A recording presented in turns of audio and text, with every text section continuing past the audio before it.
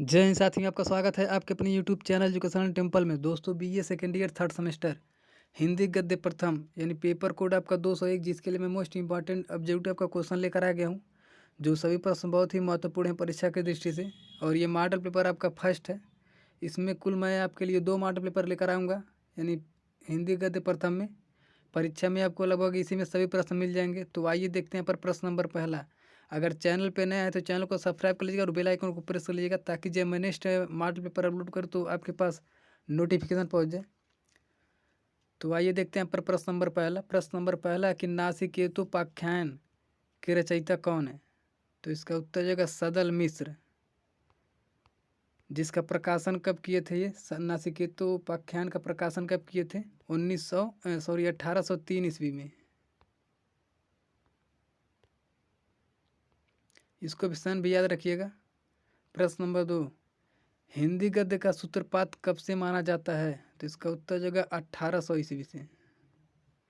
प्रश्न नंबर 3, गोदान किसका उपन्यास है? तो इसका उत्तर जो है मुंशी प्रेमचंद का, जिसका प्रकाशन कब हुआ था? 1935 ईस्वी में। दोनों याद रखिएगा, सन भी और इसके उपन्यासकार भी गोदान के।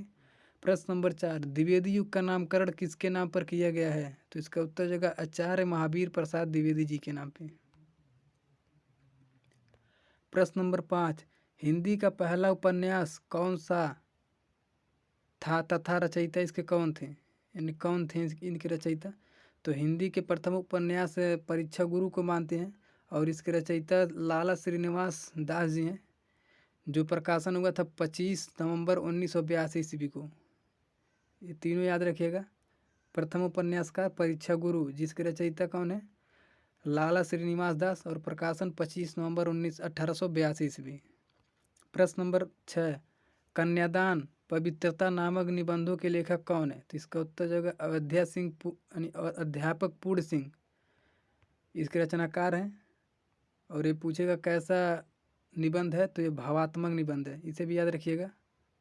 जो कन्यादान पवित्रता नामक निबंध के लेखक अध्यापक पूर्ण सिंह है। और पूछता है कौन सा ये किस प्रकार का है? ये तो भावात्मक निबंधकार है, इसे भी याद रखिएगा। प्रश्न नंबर 7, आचार्य शुक्ल का करुणा निबंध किस प्रकार का है? तो इसका उत्तर जगह मनोविकार से संबंधित है। जो आचार्य रामचंद्र शुक्ल का करुणा निबंध है, मनोविकार से। प्रश्न नंबर 8 देखते हैं। आचार्य हजार प्रसाद द्विवेदी जी किस युग के निबंधकार हैं? तो इसका उत्तर जगह शुक्लोत्तर युग के। प्रश्न नंबर 9, बाबू गुलाब राय किस युग के निबंधकार हैं? तो इसका उत्तर जगह शुक्ल युग के। इसमें से आपके परीक्षा में प्रश्न बनेंगे, तो इसे भी पढ़ लीजिएगा अच्छे तरीके से। निबंधकार और युग किस युग के संबंधित थे। प्रश्न नंबर 10, आचार्य हजारी प्रसाद द्विवेदी जी के पिता का क्या नाम है? तो इसका उत्तर जगह अनमोल द्विवेदी। प्रश्न नंबर 11, निषाद बांसुरी 1973 ईस्वी में किसका निबंध है? तो इसका उत्तर जगह कुबेरनाथ का, यानी कुबेरनाथ राय का। प्रश्न नंबर 12 देखते हैं यहाँ पर। अशोक के फूल निबंध की रचना कब हुई थी? तो इसका उत्तर जगह 1948 ईस्वी में। अगर सन पूछेगा तो 1948 ईस्वी में, अगर रचयिता पूछेगा तो आपका हजारी प्रसाद द्विवेदी जी हो जाएंगे। दोनों याद रखिएगा, अशोक के फूल के रचयिता हजारी प्रसाद द्विवेदी। अगर सन पूछेगा कब हुआ था तो 1948। प्रश्न नंबर 13, कुबेरनाथ या कुबेरनाथ के बारे में एक ही साथ जान लीजिए। जैसे कुबेरनाथ का जन्म पूछेगा तो उत्तर प्रदेश के गाजीपुर जिले में हुआ था इनका जन्म। और पूछेगा कब हुआ था तो 1938 ईस्वी में हुआ था। और पूछेगा इनका प्रमुख निबंध क्या था, प्रथम निबंध क्या था? तो प्रिया नीलकंठी इनका प्रथम निबंध था। और इन्हीं के लिए इनको ज्ञानपीठ पुरस्कार मिला था 1909 ईस्वी में। तो ये चारों बात याद रखिएगा, इसमें से आपको एक प्रश्न मिल जाएंगे कुबेरनाथ से संबंधित। उनका जन्म कहाँ हुआ था? उत्तर प्रदेश के गाजीपुर जिले में हुआ था। और कब हुआ था? 1938 ईस्वी में हुआ था। इनका प्रथम निबंध क्या है?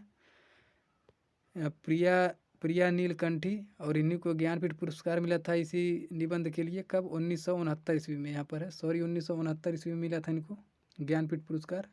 तो इसमें से आपके परीक्षा में लगभग एक प्रश्न मिल जाएगा, तो इसे ध्यान से देख लीजिएगा। प्रश्न नंबर 14, आचार्य हजारी प्रसाद द्विवेदी का मूल नाम क्या था? तो इसका उत्तर जो बैजनाथ द्विवेदी।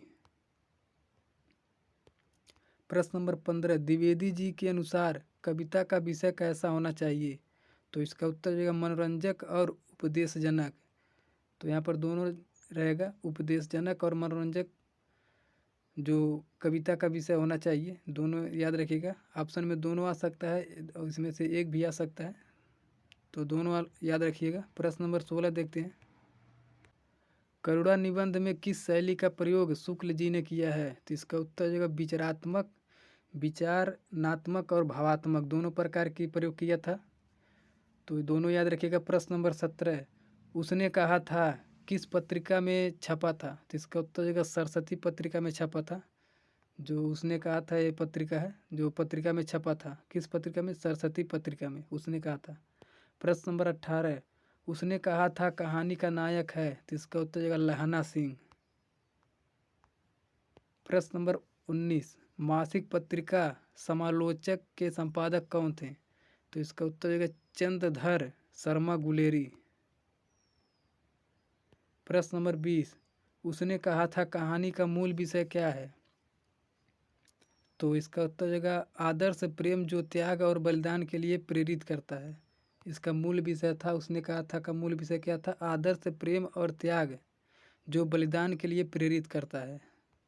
प्रश्न नंबर 21 पूस की रात कहानी किस वर्ग की है? तो इसका उत्तर हो जाएगा यथार्थवादी है ये जो पूस की रात की कहानी है। प्रश्न नंबर 22 प्रेमचंद की अंतिम कहानी कौन सी मानी जाती है? तो इसका उत्तर हो जाएगा कफन। कफन को मुंह से प्रेमचंद की अंतिम कहानी मानी जाती है। प्रश्न नंबर 23 पूस की रात कहानी का प्रमुख पात्र है? तो इसका उत्तर हो जाएगा हल्कू। और पूछता है इस कहानी में हल्कू की पत्नी कौन थी? तो मुन्नी। यहाँ पर हल्कू की वाइफ कौन थी? मुन्नी, ये भी पूछता है। तो यहाँ पर पूछ की रात कहानी का प्रमुख पात्र हल्कू है और हल्कू की पत्नी कौन थी? मुन्नी, इसे भी याद रखिएगा। प्रश्न नंबर 24 पावेज यानी पाजेब कहानी किसकी है? तो इसका उत्तर हो जाएगा जैनेन्द्र का। प्रश्न नंबर 25 तार सप्तक के संपादक व आयोजक थे? तो इसका उत्तर हो जाएगा अज्ञे। तो इसमें कुल मैं 25 क्वेश्चन लेकर आया था। नेक्स्ट मॉडल पेपर में आपके लिए 50 क्वेश्चन लेकर आऊँगा। टोटल आपका 75 प्रश्न मैं कराऊंगा। इसमें से परीक्षा में आपको लगभग 40 से 45 क्वेश्चन हूबहू मिल जाएंगे और परीक्षा में आपको केवल 85 क्वेश्चन का आंसर देना है, तो परीक्षा में आपको इसी में से सभी प्रश्न मिल जाएंगे।